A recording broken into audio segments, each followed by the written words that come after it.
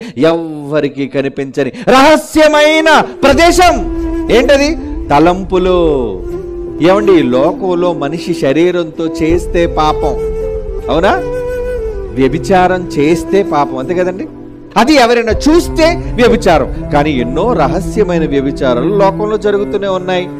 అవి మనుషులకు తెలియకపోవచ్చు, కానీ దేవుడు చూస్తున్నాడు. ఎక్కడంటారా? నీ తలంపులలో. యేసుప్రభు చెప్పాడు ఏమని? నేను మీతో చెప్పినదేమనగా, ఒక స్త్రీని మోహపు చూపుతో చూచు ప్రతి వాడు. చూసాడటండి, అంతే. ఇలా అమ్మాయిని పైనుంచి కింద వరకు స్కాన్ చేసామంతే మనం. చూచువాడు అప్పుడే తన హృదయమందు ఆమెతో వ్యభిచారము చేసిన వాడు అగును. ఏంటంటే తీర్పు తీర్చాడు, జడ్జిమెంట్ ఇచ్చేసాడండి. ప్రభువా, నేను చూశాను ప్రభు, అంతే.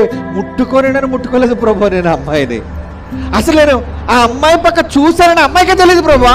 అయితే ఏంట్రా, నాకు తెలుసు కదా నీ మనస్సులో ఆడుతున్న నాటకాలు ఏంటో నాకు తెలుసు. నువ్వు ఏ దురాలోచనలు చేస్తున్నావో నాకు తెలిసిపోతున్నాయని. ఎవరు చూడలేదు అనుకున్నావా నువ్వు?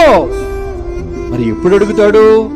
వీటన్నిటి విషయమై తీర్పులోనికి తెస్తాడు నిన్ను. దేవుడు అడుగుతాడు, ఎంతకాలం ఇచ్చాను ఆయుష్కాలం? ఈ ఆయుష్కాలంలో నువ్వు ఎన్నెన్ని తప్పుడు పనులు చేశావురా? వీటన్నిటికీ శిక్ష ఏంటి? నరకం.